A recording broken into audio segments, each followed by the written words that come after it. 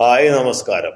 പ്രതി ലീഗുകാരിയാണെങ്കിൽ അവൾ ഏത് ദുനിയാവിലാണോ അവിടെ നിന്ന് ഓടിച്ച് പിടിക്കാൻ നമ്മുടെ സർക്കാരിൻ്റെ പോലീസുണ്ട്. അതുമാത്രമല്ല, സൈബർ സഖാക്കളും കടന്നൽ കൂട്ടമായിരിയാണ് ഇളകൽ. പ്രതി ആരായാലും പ്രതിയാണ് എങ്കിൽ കുറ്റം ചെയ്തിട്ടുണ്ടെങ്കിൽ അവൾ ശിക്ഷിക്കപ്പെടണം. അത് ലീഗായാലും കോൺഗ്രസ് ആയാലും ഏത് പാർട്ടിക്കാരായിക്കോട്ടെ ശിക്ഷിക്കപ്പെടുക തന്നെ വേണം.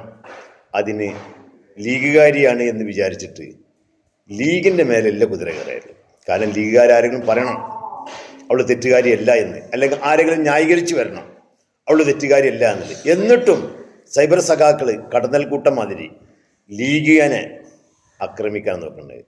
പക്ഷേ ഇവിടെ ലീഗുകാരിയാണെങ്കിൽ പെട്ടെന്ന് അറസ്റ്റ് ചെയ്യാനും ജയിലിലടക്കാനും കഴിയും. എന്നാൽ അതൊരു CPM-കാരനാണെങ്കിലോ ഒരു സഖാവാണെങ്കിലോ അവനക്ക് യാതൊരു കുഴപ്പമില്ല. അവന് അറസ്റ്റില്ല, അവന് ജയിലില്ല, അവനക്ക് ചോദ്യമില്ല, ഒന്നുമില്ല. കാണാം. കിളിമാനൂരിൽ ദമ്പതികളുടെ അപകട മരണത്തിൽ പ്രതിഷേധിച്ചവർക്കെതിരെ കേസെടുത്തു പോലീസ്. ബന്ധുക്കളടക്കം 58 പേർക്കെതിരെയാണ് പൊതുഗതാഗതം തടസ്സപ്പെടുത്തിയതിന് കേസെടുത്തത്. അതേസമയം അപകടമുണ്ടാക്കിയ പ്രതിയെ ഇനിയും പോലീസ് പിടികൂടിയില്ല. ഒന്ന് ആലോചിച്ച് നോക്കൂ, എത്രയൊരു ക്രൂരതയാണ് നടന്നതെന്ന്. സംസ്ഥാന പാത 1-ൽ ഒരു ജീപ്പ് നിയന്ത്രണം വിട്ട് ഭാര്യയും ഭർത്താവും കൂടെ പോകുമ്പോൾ അവരെ ഇടിച്ച് തെറിപ്പിക്കുന്നു. അതിനുശേഷം നിർത്താതെ പോകാൻ ശ്രമിക്കുന്നു. നാട്ടുകാർ വാഹനം പിടികൂടി പോലീസിൽ ഏൽപ്പിക്കുന്നു. ആ വാഹനത്തിൽ 3 തിരിച്ചറിയൽ കാർഡിൽ ഒന്നൊരു പോലീസ് ഉദ്യോഗസ്ഥൻ്റേതാണെന്നുള്ള വിവരം കിട്ടുന്നു. 2 പേർ ഓടി രക്ഷപ്പെടുന്നു. പിടിച്ചുകൊടുത്ത പ്രതി സ്റ്റേഷൻ ജാമ്യത്തിൽ പുറത്തു പോകുന്നു.